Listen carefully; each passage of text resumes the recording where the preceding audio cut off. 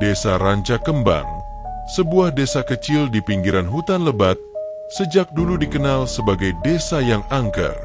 Tidak banyak pendatang yang betah tinggal di sana. Selain terpencil, desa itu menyimpan banyak cerita kelam yang diwariskan dari mulut ke mulut. Salah satu kisah yang paling ditakuti adalah tentang Pasarean Karuhun, kompleks pemakaman leluhur yang tersembunyi di tengah hutan.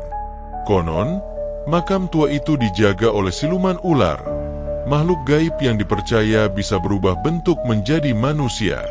Para tetua desa selalu berpesan, jangan pernah datang ke Pasarean Karuhun setelah matahari terbenam. Bahkan mendekatinya saat siang pun dianggap perbuatan nekat. Tapi larangan itu, seperti biasa, perlahan dilupakan oleh generasi muda. Adalah Bagas, pemuda lulusan universitas di kota, yang baru saja pulang kampung setelah terkena PHK. Bersama adiknya, Rika, mereka tinggal di rumah kayu milik nenek mereka, Mak Surti, seorang dukun sepuh yang dihormati sekaligus ditakuti oleh warga desa. Meskipun dikenal sebagai perempuan tua yang bijak, Mak Surti kerap mengucapkan larangan yang terdengar aneh bagi anak muda zaman sekarang. Suatu malam, sekitar pukul 9, Bagas dan Rika duduk di beranda rumah sambil menyeruput kopi. Udara dingin, kabut tipis mulai turun dari pegunungan. Rik, kamu pernah dengar cerita soal Pasarean Karuhun, kan? Tanya Bagas sembari memainkan korek api. Rika mengangguk pelan. Pernah. Nenek sering bilang, di sana tempat tinggal siluman penjaga makam. Katanya bisa nyamar jadi orang, terus ambil tumbal. Bagas tertawa. Itu cuma buat nakut-nakutin anak kecil. Masa iya? Zaman sekarang masih percaya siluman? Tapi Rika diam. Matanya menyapu gelapnya hutan yang terlihat dari kejauhan. Entah kenapa, malam itu terasa berbeda. Bagas, yang sudah bosan dengan rutinitas desa, tiba-tiba mengajak adiknya jalan-jalan ke pinggir hutan. Ia membawa senter dan rokok. Ayo, kita buktikan. Aku mau lihat sendiri. Ada apa sih di Pasarean itu? Biar tahu mitosnya cuma bualan. Rika menolak, tapi karena keras kepala kakaknya, akhirnya ia ikut. Mereka berjalan kaki menyusuri jalan setapak yang jarang dilalui orang. Suara jangkrik terdengar semakin pelan, digantikan oleh kesunyian yang menekan dada. Udara semakin dingin, dan aroma dupa mulai tercium samar-samar, entah dari mana asalnya. Setelah sekitar 30 menit berjalan, mereka tiba di depan gapura batu tua. Di atasnya, tertulis huruf-huruf Jawa kuno yang sudah hampir tak terbaca. Rika menggenggam lengan Bagas, merasa ada yang tidak beres. Di dalam, puluhan makam berjejer rapi. Tapi satu makam paling besar, berbentuk seperti rumah kecil, dikelilingi bambu kuning dan dipenuhi sesajen yang tampaknya baru saja diletakkan. Aroma kemenyan sangat kuat di area itu. Ini pasti makam utama, gumam Bagas, melangkah mendekat. Namun saat mereka mendekat, suara desisan terdengar. Lembut di awal, lalu semakin keras. Rika terdiam. Matanya terpaku ke arah rumputan di samping makam besar itu. Tiba-tiba, dari balik semak, muncul seekor ular besar. Tubuhnya hitam kehijauan, berkilau seperti logam, dan matanya merah menyala. Panjangnya hampir 2 meter, dan gerakannya pelan, tapi penuh ancaman. Bagas langsung mundur selangkah, menarik tangan Rika. Tapi ular itu tak menyerang. Ia hanya berdiri tegak, lidahnya menjulur-julur, dan pandangannya tertuju tepat ke arah Bagas. Seolah ingin mengatakan sesuatu, atau memperingatkan.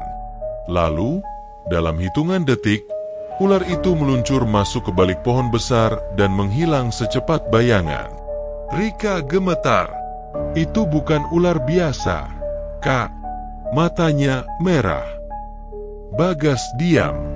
Meski keras kepala, kali ini ia tak bisa menyangkal apa yang mereka lihat benar-benar di luar nalar. Mereka segera pulang, berjalan cepat tanpa menoleh ke belakang.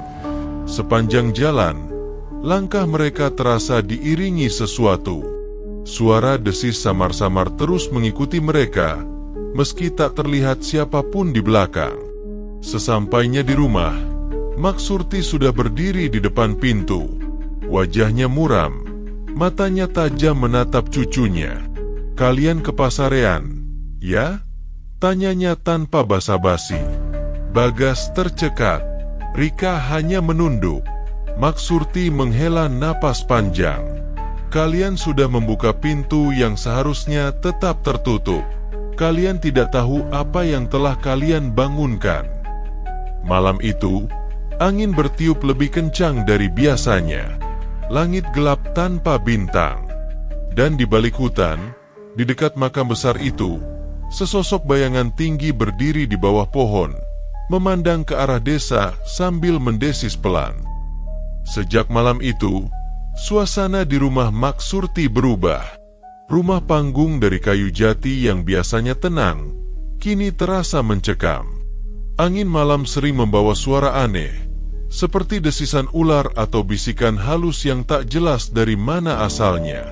Mak Surti, yang biasanya santai menyulam sambil mendengar radio tua, kini lebih sering menaburkan garam di setiap sudut rumah dan membakar dupa setiap sore menjelang maghrib. Bagas mulai gelisah. Ia tak lagi menyepelekan cerita-cerita gaib yang dulu dianggapnya hanya dongeng belaka. Setiap malam, ia mimpi buruk. Dalam mimpinya, ia berdiri di depan makam besar yang diselubungi kabut. Di dalamnya, ada sesosok wanita berwajah pucat dengan rambut panjang menjuntai. Wajahnya seperti manusia, tapi matanya merah seperti bara api. Di belakang wanita itu, seekor ular raksasa melingkar, menatap Bagas dengan tatapan lapar. "Dia akan menjemputmu." Begitu suara yang selalu terdengar sebelum Bagas terbangun dengan keringat dingin. Rika juga mulai mengalami hal aneh. Setiap mandi, ia merasa ada sesuatu yang mengintip dari balik ventilasi kamar mandi. Saat bercermin, kadang bayangannya tampak berbeda, tersenyum saat ia sedang tidak tersenyum. Bahkan, suatu malam, ia mendapati jejak lendir licin di lantai kamar, seperti bekas tubuh ular merayap. Mak Surti akhirnya memanggil seorang dukun tua dari desa sebelah, Ki Baskoro. Lelaki berambut putih itu datang membawa tas kulit berisi bunga setaman, keris kecil, dan botol-botol minyak wangi. Saat memasuki rumah, ia langsung menyipitkan mata. "Penjaga makam itu sudah bangun," gumamnya lirih. "Ada yang membangunkan lewat langkah yang tak semestinya." Ki Baskoro meminta Bagas dan Rika duduk bersila di tengah rumah. Ia menyalakan kemenyan dan mulai membaca mantra. Tak lama, asap kemenyan berubah warna, dari putih menjadi kehijauan. Bau anyir darah menyusup ke hidung. Ki Baskoro memejamkan mata. Siluman itu bukan hanya penjaga makam. Ia juga penjaga perjanjian. Seseorang di masa lalu pernah meminta kekayaan lewat tumbal nyawa, tapi perjanjiannya belum lunas, dan kalian telah mengganggu tempat peristirahatan makhluk itu. Bagas mengernyit. "Tumbal? Siapa yang pernah bikin perjanjian itu?" Ki Baskoro membuka mata, lalu menatap Mak Surti. Wanita tua itu tertunduk. Air matanya mulai menetes. "Almarhum kakekmu dulu pernah melakukan perjanjian dengan penjaga makam untuk menyelamatkan sawah-sawah warga dari hama dan kekeringan. Tapi tumbal yang dijanjikan tak pernah diberikan sampai beliau meninggal. Dan sekarang, cucunya, kau, Gas, yang tanpa sengaja membangunkannya." Rika menutup mulutnya. Shock. Bagas menggigil. Matanya melotot tak percaya. "Jadi, Aku ini, tumbalnya. Ki Baskoro mengangguk pelan. Jika tidak ada penebusan, siluman itu akan terus memburu darah yang telah dijanjikan. Maksurti segera bersimpuh. Apa yang bisa kami lakukan? Ki, tolong cucu-cucuku. Ki Baskoro menggenggam keris kecilnya. Ada satu cara, tapi berisiko. Kita harus melakukan ritual penutup perjanjian di malam Jumat Kliwon, tepat tengah malam di depan makam utama. Jika berhasil, siluman itu akan tidur kembali. Jika gagal, maka dia akan mengambil tumbalnya, bukan hanya satu, tapi bisa lebih. Bagas menelan ludah. Dan kalau kita tidak melakukan apa-apa, dia akan datang sendiri, perlahan-lahan, membuat kalian gila, sebelum akhirnya membunuh. Malam itu, Bagas dan Rika tak bisa tidur. Desisan kembali terdengar, kali ini dari bawah kolong rumah. Bagas menyalakan senter dan mengintip lewat celah papan lantai. Di bawah rumah, samar-samar, ia melihat tubuh panjang yang meliuk pelan. Tapi anehnya, saat ia menyorotkan senter langsung ke arah itu, tak ada apa-apa. Paginya, warga heboh. Seorang kakek penjaga kebun ditemukan tewas di dekat hutan. Tubuhnya kaku seperti batu, dan di lehernya ada bekas gigitan besar, seperti gigitan ular raksasa. Anehnya, tak ada bekas darah. Mayatnya kering dan pucat. Ki Baskoro memperingatkan, itu peringatan pertama. Siluman itu sudah mulai mencari pengganti tumbal. Dia lapar. Bagas hanya bisa menunduk. Dalam hatinya, ia tahu, semua ini bermula dari keangkuhannya, melanggar larangan leluhur demi rasa ingin tahu. Tapi semuanya belum terlambat. Malam Jumat Kliwon masih beberapa hari lagi.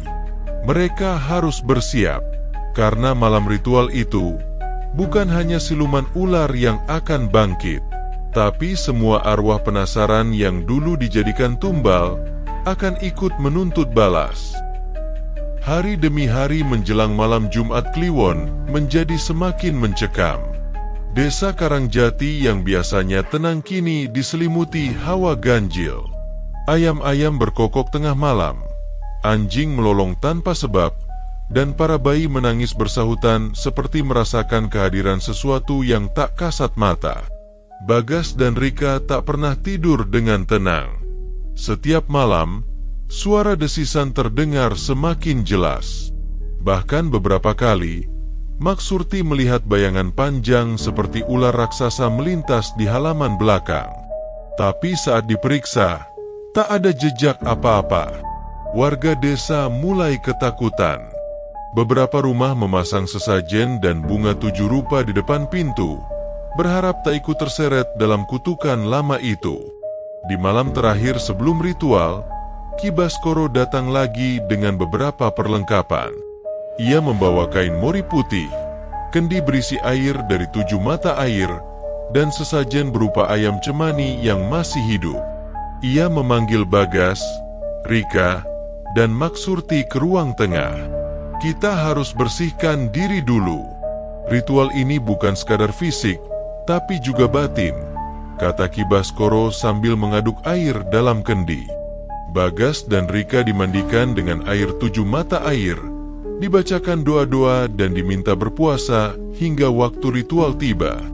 Ki Baskoro menjelaskan bahwa di tengah malam nanti, mereka harus pergi ke kompleks makam tua, tepat di pusara tempat siluman itu diakini bersemayam, dan melakukan penutupan perjanjian yang dibuat oleh kakek Bagas.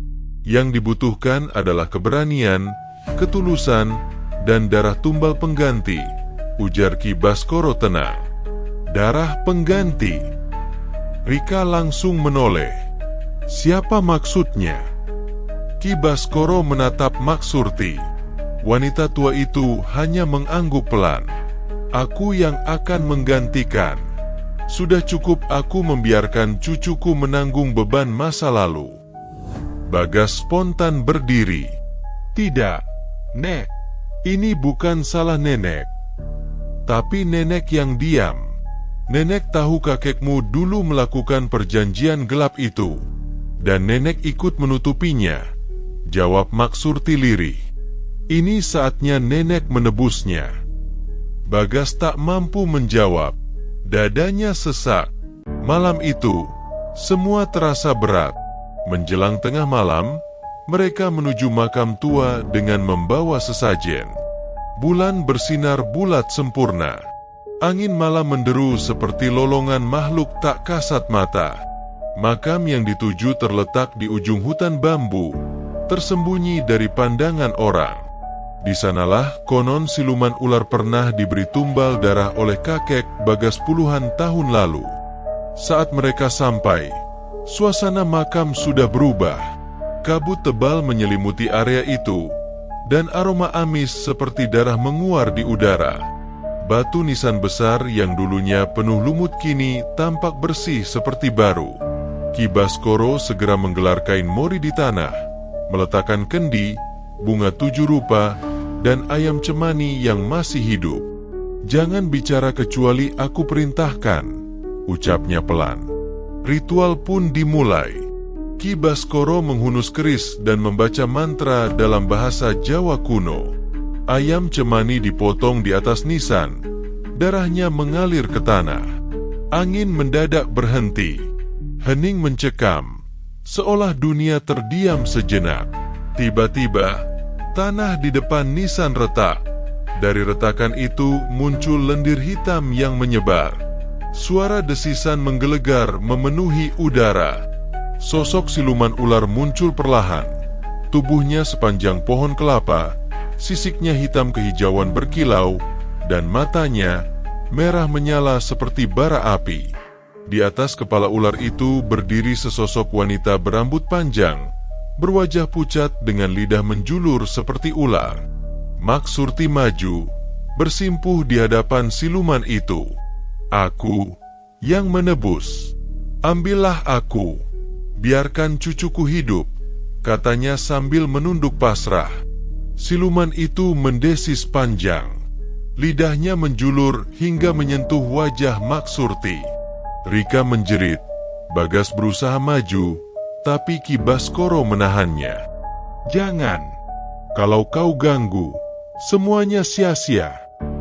Wanita siluman itu membuka mulutnya. Suara mendesis bercampur lirih tangisan, seperti suara perempuan dan ular bersamaan. Perjanjian ditebus. Tiba-tiba, tubuh Mak Surti tersedot ke dalam pusara. Tanpa sempat berteriak, tubuhnya lenyap. Batu nisan berguncang keras lalu retak. Siluman itu mengangkat kepalanya, lalu mendesis sekali lagi sebelum perlahan tubuhnya mencair menjadi kabut hitam. Ia menghilang, dan makam kembali tenang seperti semula. Ki Baskoro menancapkan keris ke tanah. Sudah, perjanjiannya selesai. Bagas jatuh terduduk, air mata mengalir di pipinya. Rika memeluknya erat. Mereka kehilangan Mak Surti, tapi kutukan itu telah berakhir. Atau, begitulah mereka kira. 2 minggu telah berlalu sejak malam mengerikan di makam tua itu. Bagas dan Rika kini tinggal sendirian di rumah peninggalan Mak Surti. Mereka mencoba menjalani hidup seperti biasa. Namun bayang-bayang malam ritual itu tak mudah dihapus. Makam Mak Surti kini berdiri di sebelah pusara tua tempat perjanjian dilakukan. Warga desa ramai-ramai ikut mendoakan, menyebutnya sebagai wanita yang menebus dosa leluhur demi keselamatan anak cucunya. Ki Baskoro sendiri tak lagi muncul. Setelah malam itu, ia pamit pulang dan tak bisa dihubungi lagi. Bagas masih sering termenung. Tatapan matanya kosong, kadang bicara sendiri. Ia merasa bersalah, meskipun semua orang menganggap Mak Surti telah ikhlas. Rika pun mencoba menguatkannya. Namun dalam diam, ia pun menyimpan trauma mendalam. Namun, ketenangan itu hanya berlangsung sementara. Suatu malam, Saat Rika sedang mencuci piring, ia mendengar suara ketukan di jendela dapur. Ia menoleh, tak ada siapapun. Tapi begitu ia kembali membalik badan, suara ketukan terdengar lagi. Kali ini lebih keras. Ia membuka tirai jendela dan terkejut. Di luar sana, berdiri seorang wanita dengan rambut panjang menutupi wajahnya. Tubuhnya putih pucat dan kakinya tidak menyentuh tanah. Rika menjerit. Bagas bergegas datang dan melihat sosok itu. Namun wanita itu sudah lenyap. Hanya tersisa jejak lumpur dan lendir di bawah jendela. Keesokan harinya, kejadian aneh kembali terjadi. Bagas menemukan bunga setaman tercecer di kamar tidur Mak Surti. Padahal, kamar itu selalu dikunci sejak kepergian sang nenek. Saat dibuka, suasananya berubah dingin dan gelap. Di atas tempat tidur, tergura tulisan aneh seperti dicakar di dinding. Belum selesai. Bagas memanggil Rika dan menunjukkan tulisan itu. Rika pucat. Ia merasa ada yang tidak beres. Mereka pun memutuskan untuk kembali ke makam tua, berharap mendapat jawaban. Saat malam tiba, mereka pergi ke sana hanya berdua, membawa lampu petromax dan bunga. Tapi saat tiba di depan pusara tempat siluman pernah bangkit, mereka tertegun. Tanah makam Mak Surti tergali. Liang lahatnya kosong. Mereka membeku. Tiba-tiba, dari balik kabut, terdengar suara langkah dan desisan. Mereka menoleh. Di ujung jalan setapak, muncul siluet wanita tua berjalan tertatih. Wajahnya Mak Surti, tapi matanya kosong, mulutnya menganga, dan dari sela bibirnya menjulur lidah panjang yang terbelah dua. Bagas, kau belum selesai, ucapnya dengan suara berat bercampur desis. Bagas mundur. Rika menjerit dan memeluknya. Makhluk menyerupai Mak Surti itu mendekat perlahan, diikuti desisan ratusan ular kecil yang muncul dari balik batu nisan. Tiba-tiba, terdengar suara dentingan kecil, suara lonceng dari kejauhan. Kabut tersibak. Dari arah barat, muncul sesosok lelaki berjubah putih, memegang tongkat kayu dan membawa kendi air. Ki Basro, pergi kau, penunggu palsu. Kau bukan arwah Mak Surti, teriaknya sambil mengguyur air dari kendi ke tanah. Sosok menyerupai Mak Surti mendesis keras. Tubuhnya meleleh dan berubah menjadi asap hitam, lalu menghilang ke dalam retakan tanah. Semua ular kecil pun lenyap seketika. Ki Baskoro mendekat dan menatap Bagas dan Rika. Apa yang kalian lihat tadi adalah sisa-sisa energi dari perjanjian lama. Meski siluman utama telah tidur, tapi arwah-arwah tumbal terdahulu belum benar-benar tenang. Rika gemetar. Lalu, apa yang harus kami lakukan? Doakan mereka. Jangan tinggalkan tempat ini. Rawat makam-makam yang dulu dijadikan tempat perjanjian. Kalau tidak, mereka akan bangkit lagi dengan wujud yang lebih buruk. Sejak malam itu, Bagas dan Rika memutuskan untuk menetap di Karangjati. Mereka merawat makam-makam tua, menyalakan dupa tiap malam Jumat, dan berbagi makanan untuk warga sekitar sebagai bentuk sedekah atas dosa leluhur.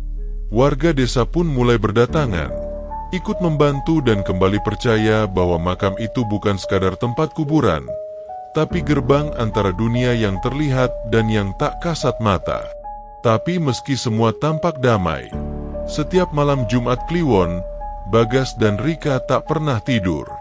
Mereka berjaga, menatap ke arah makam, mendengarkan suara angin, dan sesekali, suara desisan samar di antara pohon bambu yang bergoyang.